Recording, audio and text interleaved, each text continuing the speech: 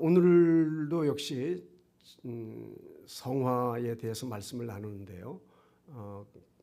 지난 시간에 이어서 주제는 성화라고 하는 것은 믿음의 선한 싸움을 싸워가는 거다 하는 주제를 가지고 말씀을 나누기를 원합니다.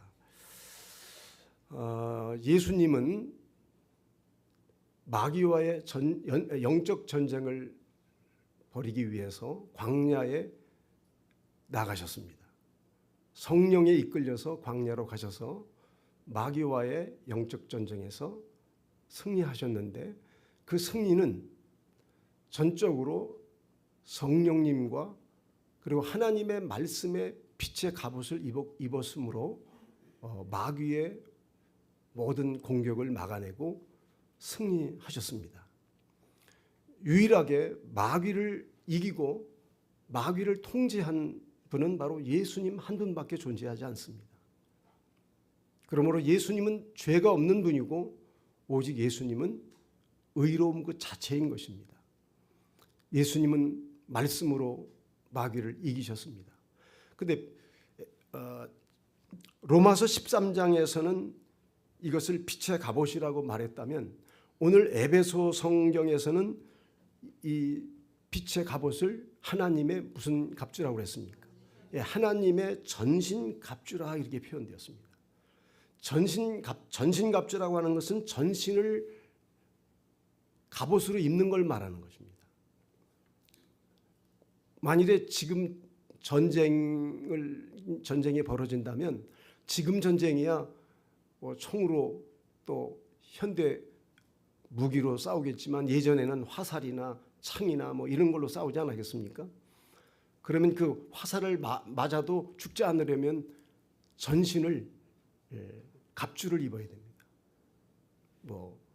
쇠로 만든 그런 옷을 입고 머리에 투구를 쓰고 또 가슴을 보호하는 흉배를 붙이고 또 튼튼한 허리띠를 딱 띠고, 그리고 신발도 아무 신발 신으면 안 되지요. 군인들이 싸울 수 있는 그런 어떤 발을 보호할 수 있는 그런 신발을 신어야 되고, 또 화살이 날아오면 그걸 막아낼 수 있는 방패를 들어야 되고, 또 적을 공격할 수 있는 검을 들고 적을 물리쳐야 되고, 빛의 갑옷이나 전신 갑주나 같은 말입니다. 하나님의 말씀으로 머리부터 발끝까지 다 무장을 하는 겁니다. 그 말씀의 전신 갑주가 곧 빛의 갑옷입니다. 왜 우리가 이 전신 갑주를 입어야 되느냐 하면, 우리는 예수 그리스도를 믿는 순간에 예수님을 앞세우고 예수님을 따라가는 자들입니다. 그런데 예수님은 요한 1서에 보면은 예수님이 이 세상에 오신 것은 마귀의 일을 멸하기 위해서 오셨다. 그리고 히브리서에서도 마귀의 일을 멸하러 오셨는데, 히브리서에서 말하는 마귀의 일은 사망의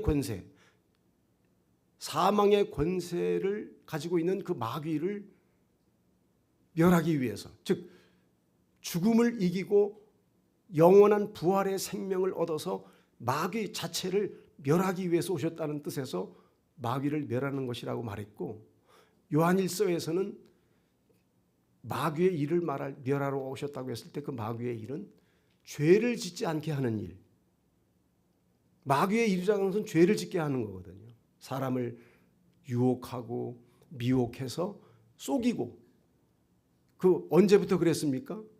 에덴 동산에서부터 첫째 아담을 타락시키는 그 마귀는 지금도 세상 공중곳에 잡은 자로서 군림하고 있거든요.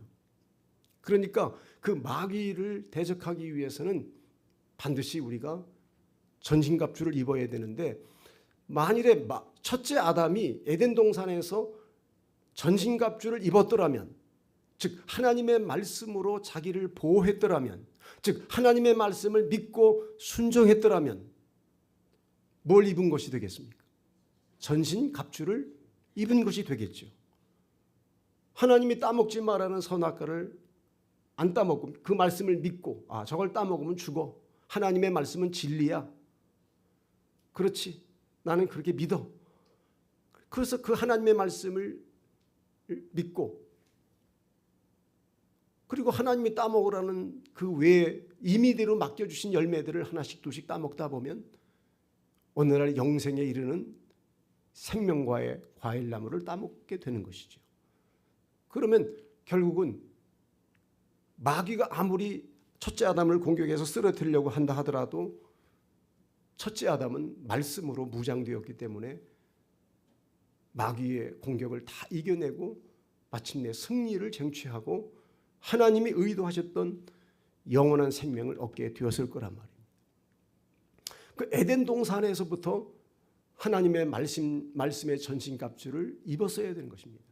그러나 첫째 아담은 하나님의 말씀의 전신갑주를 또는 빛의 갑옷을 입지 않았기 때문에 마귀의 공격에 속수무책으로 쓰러질 수밖에 없었지만 마지막 아담이신 예수님은 철저하게 하나님의 말씀으로 머리부터 발까지 완벽하게 전신갑주를 입으셨으므로 마귀의 시험을 이기고 승리하신 줄로 믿기를 바랍니다. 여러분, 우리가 예수님 당시에도 말세라고 그랬습니다. 근데 지금도 말세입니다. 근데 지금은 말세 중에서도 지말이라고 하지 않습니까? 아주 끝이란 말입니다. 끝. 말세에는 더더욱 성도들이 하나님의 전신갑주를 입어야 합니다. 왜냐하면 마지막 때는 요한계시록 12장 12절에서 자기의 때가 얼마 남지 않은 것을 알고 세상으로 내려가서 분노하며 내려갔다고 그러거든요. 그러니까 마귀가 자기가 하나님이 허락한 때까지만 마귀도 역사하는 겁니다. 그러니까 허락한 그 때가 지나면은 하나님 앞에 심판받아야 되는데 하나님께 심판받기 전까지만이라도 할 수만 있다면 택한 하나님의 사람들까지라도 유혹하고 넘어뜨려서 한 영혼이라도 더 지옥으로 끌고 가려고 하는 이 악랄한 마귀의 그 공격이 이 마지막 때는 최악의 발악을 할 거란 말이에요. 우리 눈에 보이지 않지만 영의 세계에서 일어나는 이 영들의 세계에는 정말 사람들이 그 영들의 유혹을 받고 미혹을 받아서 범죄에 빠지고 죄악에 쓰러지는 영혼들이 한두 사람이 아니란 말입니다. 우리 눈에 보이지 않을 뿐이지. 아마 여기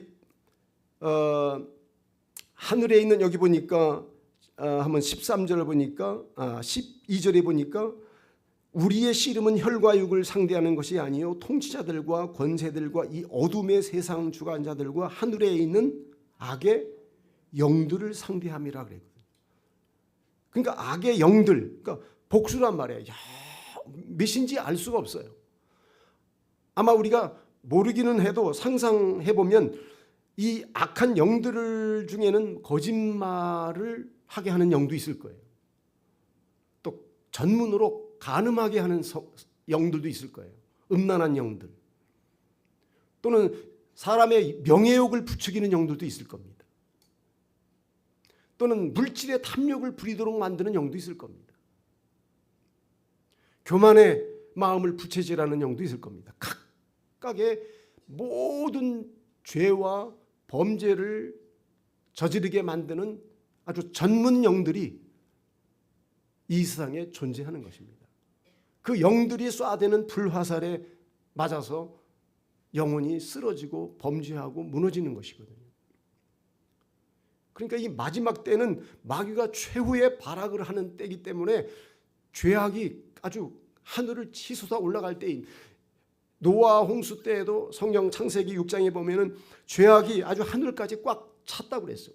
관영했다고 그랬어요. 꽉 차가지고 하나님이 인간을 창조한 것을 후회하실 정도로 악이 극에 달했습니다. 또 여러분 소돔과 고모라 성을 하나님이 불로 멸망시킬 때도 얼마나 타락됐습니까? 동성애자들이 하나님이 보낸 천사들까지도 성적으로 범하려고 동네 깡패들이 롯의 집에 쳐들어와 가지고 밤에 문을 두드리고 너의 집에 낯선 사람들이 왔는데 내놔라. 성적으로 그렇게 동성애가 만연한 그 사회가 소돔과 고모라 성이었는데 그때 하나님이 그 소돔과 고모라 성을 불로 심판했단 말이에요. 하나님의 심판이 웬만하면 하나님은 한 영혼이라도 구원하기 위해 참으시고 기다리시는 분이신데 하나님이 심판을 시작하실 때는 더 이상 참을 수 없을 지경에 이르르면 심판을 단행하는 것입니다. 우리가 살아가고 있는 이 세상은 악이 만연한 세상입니다. 악한 마귀가 자기의 때가 얼마 남지 않은 것을 알고 우는 사자와 같이 삼킬 차를 찾기 위하여 두루 다니는 그때가 바로 지금인 줄로 여러분 믿기를 바랍니다. 여러분 이 마지막 때는 그래서 디모데후서 3장 1절에서 8절에 보면은 사도 바울은 이렇게 이야기하고 있습니다. 너는 이것을 알라. 말세에 고통하는 때가 이르러 사람들이 자기를 사랑하며 돈을 사랑하며 자랑하며 교만하며 비방하며 부모를 거역하며 감사하지 아니하며 거룩하지 아니하며 무정하며 원통함을 풀지 아니하며 모함하며 절제하지 못하며 사나우며 선한 것을 좋아하지 아니하며 배신하며 조급하며 자만하며 쾌락을 사랑하기를 하나님 사랑하는 것보다 더하며 경건의 모양은 있으나 경건의 능력은 부인하는 자니 이 같은 자들에게서 네가 돌아서라. 그들 중에 남의 집에 가만히 들어가 어리석은 여자들을 유인하는 자들이 있으니 그 여자는 죄를 중히 지고 여러 가지 욕심에 끌린 바 되어 항상 배우나 끝내 진리의 지식에 이를 수 없느니라. 얀네와 얀브레가 모세를 대적한 것 같이 그들도 진리를 대적하니 이 사람들은 그 마음이 부패한 자요 믿음에 관하여는 버림받은 자들이라. 그러나 그들이 더 나아가지 못할 것은 저 두 사람이 된 것과 같이 그들의 어리석음이 드러날 것입니다. 여러분 이 초대교회 때에도 수많은 그리스도인들이 배도자들이 나왔어요. 배교자들. 신앙의 길을 걸어가다가 로마의 핍박에 의해서 예수 힘들어서 못 믿겠다 하고 그냥 배교. 자기가 믿는 신앙에 의해 등 돌리고 또 핍박뿐만 아니라 죄악의 유혹을 이기지 못해서 신앙의 길을 위해서 등 돌리는 사람도 있어요. 배교하거나 배도자들이 수없이 많이 일어났었습니다. 제가 은퇴하기 전에 그 강해 설교 오후 시간에 할 때 초대교회의 무서운 이단을 얘기했었죠. 영지주의자들. 이 영지주의자들이 교회 안에 무섭게 사람들을 타락시켰습니다. 그 영지주의는 이원론자들인데 이 영지주의자들은 둘로 극단적으로 나중에 나가게 되었는데 하나는 지나친 금욕주의로 나갔어요. 아주 육신적인 것은 다 악한 것으로 본 것입니다. 영적인 것은 다 선한 것이고 그래서 극단적인 금욕주의에 빠졌는데 육신적인 것은 다 악한 것이니까 어떻게 하든지 인간의 욕구를 어떻게 하든지 금하는 것. 그래서 말을 아예 10년 동안 안 하고 사는 사람도 있고 심지어 어떤 사람들은 우리 지난번에 우리 신입사 설교 시간에도 얘기했지만 망루를 짓고 그 위에 망루에 올라가서 사람도 안 만나고 비 맞아가면서 햇빛을 받아가면서 밑에서 주는 소량의 음식만 먹으면서 세상과 이제 단절해가지고 죄 안 지려고 그렇게 금욕하는 사람도 있었습니다. 제가 70년대 은혜 받는데 70년대 기도원 가니까 기도원에 말하자면 소위 경건하게 산다고 하는 사람 중에서는 입에 자갈을 물고 있는 사람도 있었습니다. 내가 처음 신앙생활할 때. 왜? 말을 많이 하면 죄지니까. 말을 적게 하려고. 아예 자갈을 물고 경건에 훈련하는 사람도 있었어요. 실제적으로. 지난번에 말씀드린 양도천 목사라고 하는 사람은 북한에서 이남으로 내려온 분인데 이분이 성결교 신학을 해가지고 전라남도 그 그쪽에서 이제 목회하다가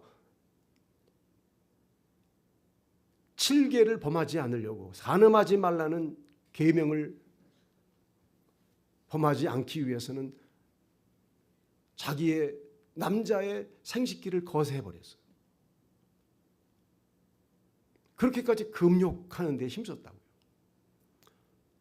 근데 나중에는 뭐 이분이 이단으로 빠지고 자기가 메시아라고까지 하면서 이제 잘못된 길로 걸어갔지만은, 그렇게 금욕주의로 가는가 하면 또 하나 양극단 중에 하나는 이제 철저히 우리가 예수님을 믿음으로 말미암아 자유하게 되었다. 진리를 알지니 진리가 너희를 자유케 할 거다. 왜 율법에 매이느냐? 율법으로도 우리는 자유로워졌다. 이래가지고 이제는 자유를 외치면서 양심의 가책이라든지 죄의식 같은 거 느낄 필요 없다. 어차피 이 육신은 죄 짓는 것이니까 우리의 영이 깨어서 예수 그리스도의 십자가의 복음만 깨닫고 있으면 된다. 구원은 영이 받는 것이고 이 육은 언젠가는 사멸할 것이기 때문에 이 몸 가지고 어떤 죄를 져도 이거는 어차피 버림받을 것이고 이 육은 죄악된 것이기 때문에 그거는 놔둬버리라. 그래가지고 율법 폐기론을 주장했습니다. 그래가지고 율법을 지키지 않아도 구원은 받는다.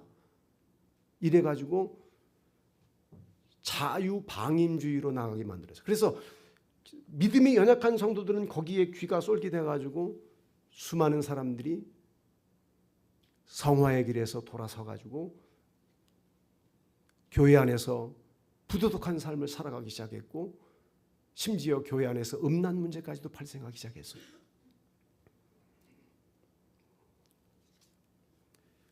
여러분, 사도 바울은 디모데전서 4장에서 이렇게 말합니다. 그러나 성령이 밝히 말씀하시기를 후일에 어떤 사람들이 믿음에서 떠나 미혹하는 영과 귀신의 가르침을 따르리라 하셨으니 자기 양심이 화인을 맞아서 외식함으로 거짓말하는 자들이라.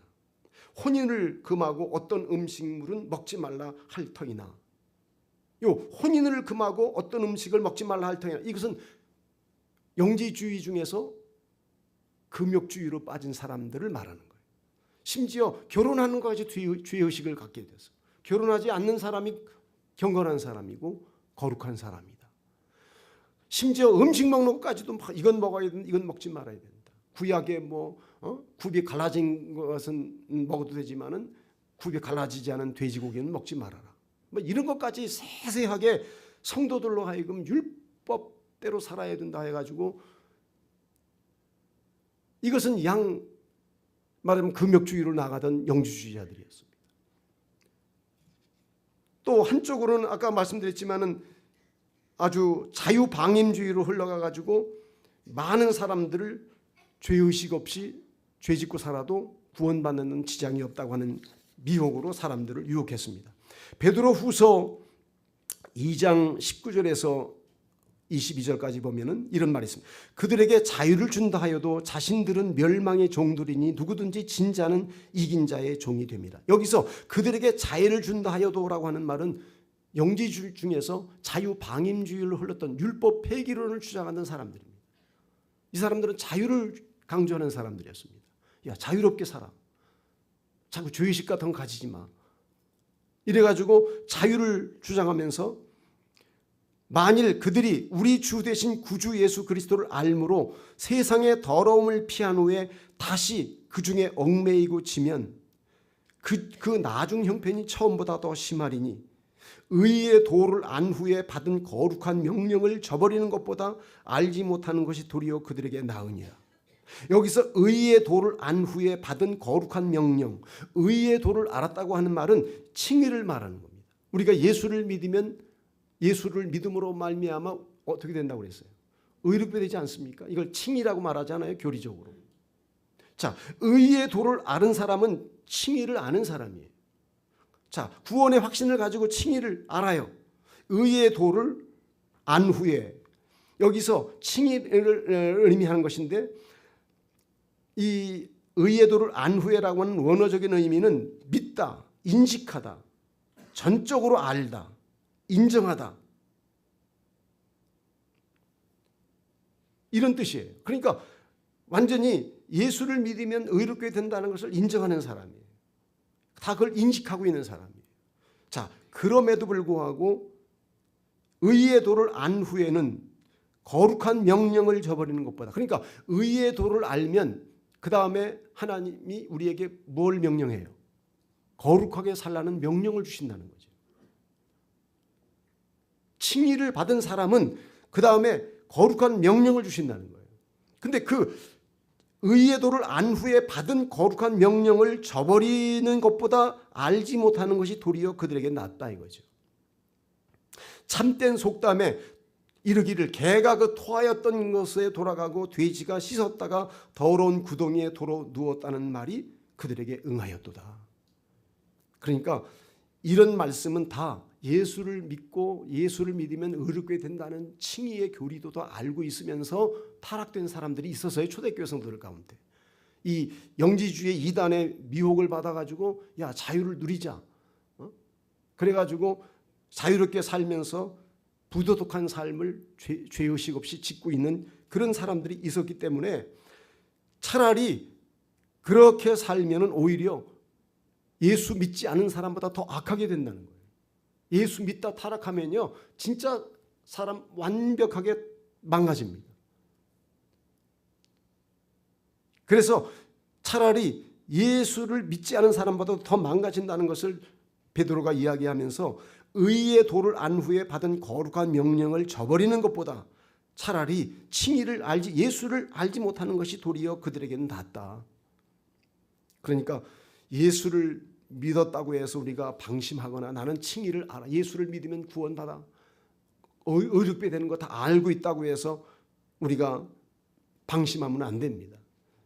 그리스도인들은 매 순간 매 순간 마귀가 여러분들을 노리고 있고 그리고 어떻게 공격하는지를 틈을 타고 있다는 것을 여러분 기억하고 여러분도 예수를 믿고 구원의 교리를 안다 하더라도 언제든지 타락할 그런 어떤 상황이 오면 넘어질 수 있고 쓰러질 수 있다는 것을 여러분 기억하고 정말 의의 도를 안 후에는 거룩한 명령을 우리에게 주셨다는 것을 기억하고 거룩하게 살아야 하는 것은 하나님의 명령입니다.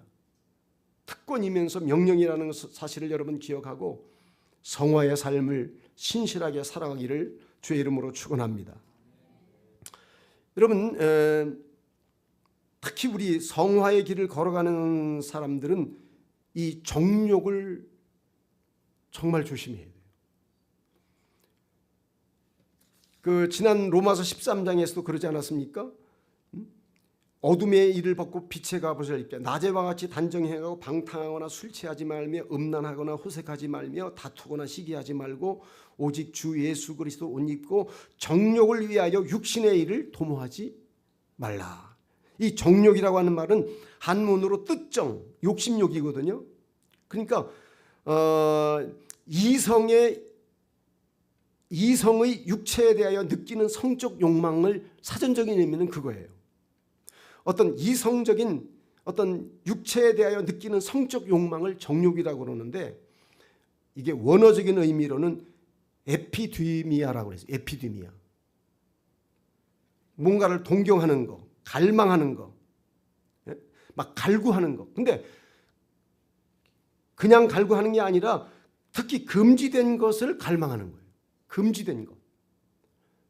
해서는 안 되는 선이 있는데 그 선을 넘어서라도 어떤 것을 갈망하는 것. 금지된 것을 갈망하고 금지된 것을 동경하는 것. 이게 에피데미아예요.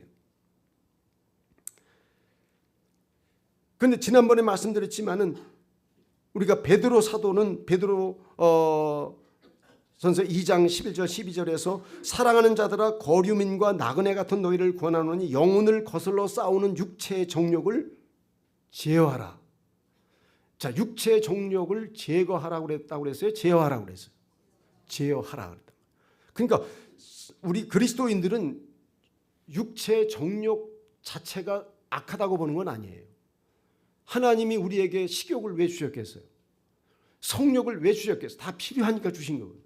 그러나 식욕이든지 성욕이든지 어떤 인정받고 싶어하는 욕구든지 다 이런 욕구 자체는 하나님이 우리에게 주신 선물인 것입니다.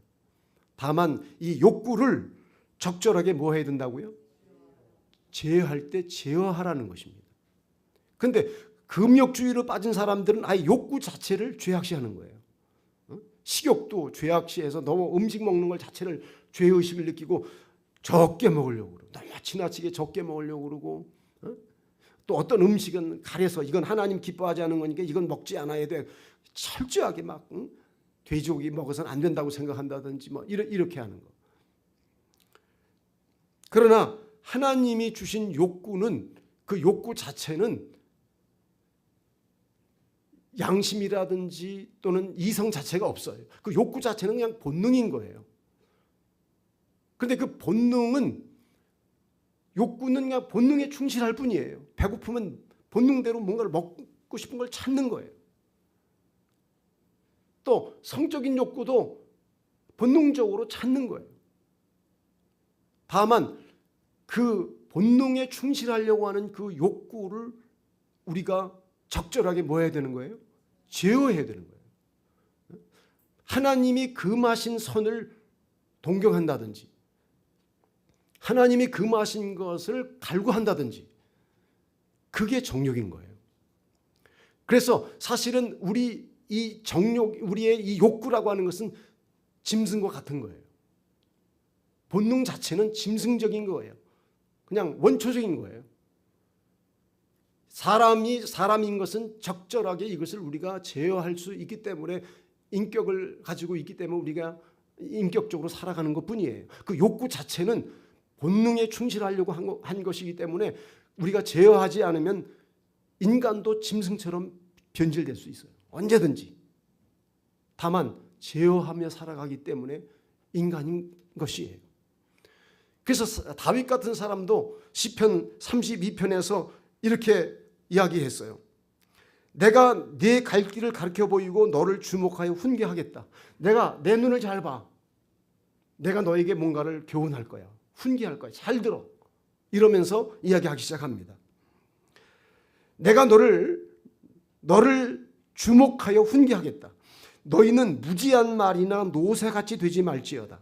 그것들은 재갈과 굴레로 단속하지 아니하면 너희에게 가까이 가지 아니하리로다. 다윗은 자기 안에 짐승이 있다고 봤어요. 노새와 같고 말과 같은 본능에 충실하려고 하는 욕구가 있다는 걸 알았어요. 이거를 단속하지 않으면 안 된다는 거예요. 단속하지 않으면 말 안 듣는다는 거예요. 그러니까 다윗은 철저하게 내 안의 욕구는 단속되어져야, 이 단속이라고 하는 말은 이런 뜻이에요. 주의를 기울여 다잡거나 보살피는 걸 단속이라고 해요. 규칙이나 명령, 법령 따위를 지키도록 통제하는 것. 그러니까 내 안에 짐승과 같은 원초적인 본능이 있는데 이거를 다잡지 않고 이거를 단속하지 않으면 이 본능이 나를 지배해버려요. 내가 본능에 끌려 살아요. 그러니까 짐승은 이성이 없잖아요. 우리의 원초적인 본능은 양심도 없고 지성이 없어요. 그냥 본능에만 충실하려고 하는 거예요. 그러니까 우리가 그것을 어떻게 해야 되느냐? 단속해야 돼요. 다잡아야 되고 규칙이나 명령이나 법령을 가지고 통제해야 돼요. 하나님이 금하신 거에 대하여 안 되라고 할 수 있어야 돼요. 아무리 내 원초적인 본능이 갈구하고 갈망한다 하더라도 그 선을 넘어서는 안 돼요. 특별히 사도 바울이 마지막 때를 고통하는 때 돈을 사랑하고 자기를 사랑하고 원통함을 풀지 않고 조급하고 절제하지 못하고 그리고 쾌락 사랑하기를 하나님보다 더하는 세상. 쾌락을 하나님보다 더 사랑하니까 완전히 쾌락이 제가 늘 말씀드리지만 이 나이 먹도록 제가 깨달은 거 하나는 인간에게서 가장 약한 게 뭐냐? 쾌락에 약한 거예요. 그건 뭐 누구도 소용없어요. 쾌락 앞에 쾌락 치료할 사람 없어요. 또 하나 약한 것이 있다면 고난에 약해요. 고난 앞에 우리는 무력해져요. 고난이 오면 쓰러지고 고난 앞에 우리는 넘어져요. 이렇게 극단적인 양, 쾌락에 약하고 고통에 약해요. 쾌락 사랑하기를 하나님보다 더하면은요, 이건 짐승의 수준이 되는 겁니다. 그냥 원초적인 인간의 욕구가 나를 지배해 버리는 거예요. 내가 그걸 단속해야 되는데 욕구가 나를 단속해 버리는 거예요. 그러면 욕구 자체는 짐승과 같은 거라고 그랬죠. 동물도 똑같이 성적인 욕구가 있고요. 동물도 밥 먹고 자는 욕구 있고요. 동물도 인간이 가지고 있는 욕구를 다 가지고 있어요. 주인이 동물을 딱 자갈을 물리고 멍에를 매서 적절하게 단속하고, 제가 어릴 때 학교 갔다 오면은 소를 풀 뜯기라고 그러면 소 고삐를 잡고 갑니다. 소는 코를 뚫기 전에는 다루기 힘들어도 코를 딱 뚫고 나면 그 고삐만 딱 쥐고 있으면 비록 초등학교 어린이라 하더라도 소를 제어할 수 있습니다. 일로 와. 그럼 뭐 아무리 등치 큰 소라 하더라도 초등학교 아이한테 끌려옵니다. 이놈이 남의 밭에 있는 채소를 먹으러 들어가려고 합니다.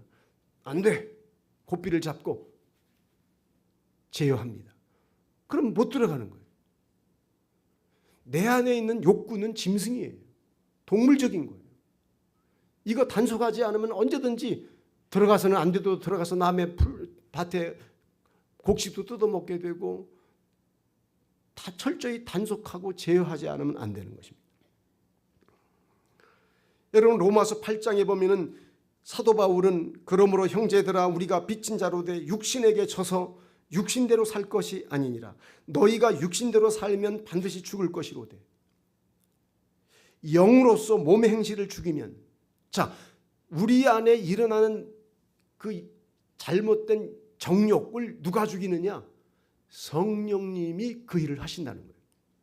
영으로서 몸의 행실을 죽이면, 성령님이 하시는 일이, 거룩하신 영이 무슨 일을 하느냐?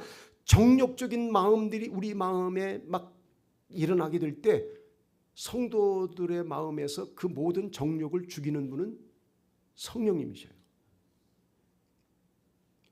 성령님이 우리를 단속해 주시는 거예요. 성령님이 우리를 제어해 주시는 거예요. 그러니까 우리가 정욕적인 자아는 십자가에 날마다 자기를 못 박는 것과 같은 개념이에요. 우리는 철저히 죄 짓는 자아에 대해서는 죽이는 거예요. 못 박는 거예요. 무릇 하나님의 영으로 인도함을 받는 사람은 곧 하나님의 아들이라. 하나님의 자녀가 누구냐? 하나님의 자녀란 성령의 인도를 받는 사람이라는 거예요. 성령이 우리 안에 있는 정욕을 죽이셔요. 제어하고 단속해 주셔요. 그래서 우리가 늘 마지막 때 사람들은 오늘 본문에도 성령의 검 곧 하나님의 뭘 가져라? 말씀을 가져라고 그랬어요. 자, 성령이 사용하는 검이 있어요. 성령의 검 곧 뭐예요? 하나님의 말씀이 성령의 검인데, 성령은 하나님의 예리한 말씀의 검을 가지고, 예리한 검을 가지고 우리의 혼과 영과 관절과 골수를 찔러 쪼개면서 내 안에 내 생각과 내 뜻 속에 숨어있는 죄까지도 낱낱이 다 밝혀서 죽일 것을 죽이고, 죄진 일을 멸하기 위해서 예수님이 오신 것과 마찬가지로 성령님도 죄 짓는 우리들의 삶을 단속해 주시고 우리의 삶을 제어해서 정욕으로 나가지 못하도록, 우리를 성화의 길에서 빗나가지 않도록 계속 우리를 제어하고 단속해 주시는 분이 바로 성령님이신 줄로 믿기를 바랍니다. 여러분, 고린도서 6장에 보면은 성화의 길을 걸어가지 않으면 영화의 세계에 들어가지 못한다는 말을 여러분 말하고 있어요. 불의한 자가 하나님의 나라를 유업으로 받지 못하는 줄을 알지 못하느냐 그랬어요. 불의하게 살면서, 즉 성화의 길을 걸어가지 않으면 하나님의 나라를 들어가지 못한다는 말이에요. 미혹을 받지 말라. 음행하는 자나 우상숭배하는 자나 간음하는 자나 탐색하는 자나 남색, 동성연애하는 자나 도적이나 탐욕을 부리는 자나 술 취하는 자나 모욕하는 자나 속여 빼앗는 자들은 하나님의 나라를 유업으로 받지 못하리라. 너희 중에 이와 같은 자들이 있더니 주 예수 그리스도의 이름과 우리 하나님이 성령 안에서 씻음과 거룩함과 의롭다 하심을 받았느냐. 성령 안에서 우리를 씻겨준다는 거예요. 성령은 우리를 깨끗하게 씻겨주시는 분인가. 우리가 죄악의 때가 묻고 더러운 어떤 불의에 우리가 오염되면 성령님이 그런 것들을 씻겨주셔요. 거룩하게 씻겨주시는 분이 성령님이시란 말이에요. 그러므로 우리 그리스도인들은 성화의 길에서 한치라도 내가 적당히 예수 믿고 적당히 죄져도 된다고 하는 생각을 향한 갖지 말아야 돼요. 그렇게 성경은 절대로 말하고 있지 않습니다. 철저히 성화의 길에서 하나님의 전신갑주를 머리부터 발끝까지 완벽하게 무장을 하고 이 마지막 때 최후의 발악을 하는 원수 마귀의 공격으로부터 능히 다 말씀의 갑옷으로 다 막아내고 여러분들이 정말 그리스도인으로서의 거룩한 성도의 삶을 신실히 살아서 지난번에 로마서 6장에서 너희가 죄로부터 해방되고 하나님의 종이 되어 거룩함에 이르는 열매를 맺었으니 곧 영생이라 말씀한 것과 같이 자 우리가 예수를 믿고 죄에서 해방되었습니다. 자 해방되었으니까 자유다가 아니라 누구의 종이 됐다고 했습니까? 하나님의 종이 되어 너희가 죄로부터 해방되어 하나님의 종이 되고 죄로부터 해방됐으면 끝이 아니에요. 하나님의 종이 되는 겁니다. 그래서 거룩함에 이르는 열매를 맺는 겁니다. 그리고 그 마지막이 뭐라고요? 그 마지막이 뭐라고요? 영생이니라. 거룩함에 이르는 열매를 맺게 될 때 그 마지막이 영생이란 말이에요. 즉 성화의 길을 신실히 걸은 사람에게 하나님의 나라가 열린다 그 말이에요. 아시겠습니까? 마지막으로 로마서 2장 6절에부터 보면은 하나님께서 각 사람에게 그 행한 대로 보응하시되 참고 선을 행하여 영광과 존귀와 썩지 아니함을 구하는 자에게는 영생으로 하시고 오직 당을 지어 진리를 따르지 아니하고 불의를 따르는 자에게는 진노와 분노로 하시리라. 여러분 죄짓고 내 마음대로 막 방탕하며 사는 삶은 하나님의 진노와 분노만 따를 뿐이라는 거예요. 악을 행하는 사람에게는 악을 행하는 각 사람의 영에는 환난과 곤고가 있을 거라. 죄짓고도 편안하게 살리라고 생각하지 마세요. 죄지면 편안하지 않습니다. 죄지면은 오히려 환난과 곤고가 따른다는 것입니다. 선을 행하는 각 사람에게는 영광과 존귀와 평강이 있으리니 여러분 우리가 존귀와 평강의 삶이 있으려면 영광과 존귀와 평강이 있으려면 선하게 살아야 돼요. 거룩한 길을 걸어가야 됩니다.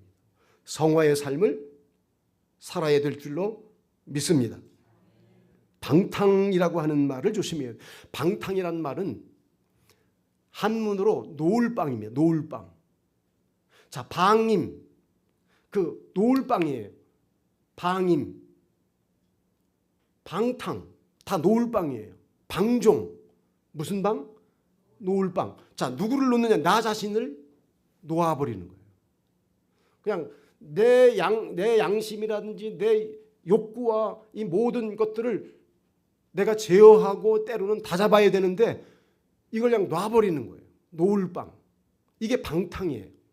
그냥 마음대로 막 사는 거. 막 때로는 제어하고 다잡아야 되는데 그냥 다잡지 않고 놔버리는 거. 그래서 내 마음이 자유롭게 막 살아가는 것. 노을빵. 나를 놔버리는 삶. 다잡아야 되는데 다잡지 않고 제어해야 되는데 제어하지 않고 나를 놔버리는 것. 방종이고 방탕이고 방임이에요. 여러분은 여러분 자신들을 하나님 나라 갈 때까지 뭐 하지 말아야 돼요? 놓지 말아야 돼요. 방임하지 말아야 돼요. 방종하지 말아야 돼요. 방탕하지 말아야 돼요. 제어해야 돼요. 성령님께서 여러분들을 바르게 인도할 때 그 인도를 따라가야만 됩니다. 성령은 여러분들을 거룩한 길로 인도하시는 영이십니다.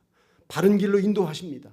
예수 믿고 적당히 교회 다니면서 뭐 적당히 죄지면 그냥 하나님이 용서해 주신 사랑이 많으신 분이니까 적당히 살아도 구원받는 지장이 없다고 생각하지 마세요. 절대 그런 하나님이 아니십니다. 예수님도 누가복음 21장에서 이렇게 말했어요. 너희 마지막 21장에서 마지막 때를 이야기하시면서 그 마지막 결론으로 너희는 스스로 조심해라. 그렇지 않으면 방탕함과 술 취함과 생활의 염려로 마음이 둔감하여지고 뜻밖의 그 마지막 날이 덫과 같이 너희에게 임하게 될 것이다. 이 날은 온 지구상에 거하는 모든 사람에게 임하리라. 뭐가? 방탕함이 임하고 술 취함이 임하고 생활의 염려로 사람들이 먹고 살아가는 일에만 마음이 다 민감해져 있고 영적으로는 둔감해져 가는 마지막 때의 사람들을 예수님은 조심해라는 것입니다. 우리는 깨어 있어야 됩니다. 그러기 위해서 그러므로 너희는 장차 올 이 모든 일을 능히 피하기 위하여 인자 앞에 서도록 항상 기도하며 깨어 있으라. 깨어 있는 삶을 위해서는 항상 뭐 해야 된다고요? 기도해야 된다. 기도의 무릎을 신실히 꿇어야 돼요. 누가 하라고 하진 말든 알아서 기도해야 돼요. 신실하게 기도의 시간들을 만들어야 돼요. 하나님과 독대하는 시간을 가져야 돼요. 하나님의 빛 앞에 나가서 정직하게 자기를 성찰하는 시간들을 철저히 가져야 돼요. 그래서 성화의 길을 신실히 걸어가는 저와 여러분들 되기를 주님의 이름으로 축원합니다. 주님 오시는 날 영화로운 세상이 여러분들에게 활짝 열려져서 우리 모두가 그 하나님의 영원한 영광을 영원토록 누리는 복된 목자교회 성도들 되기를 주의 이름으로 축원합니다. 기도하겠습니다. 아버지 하나님,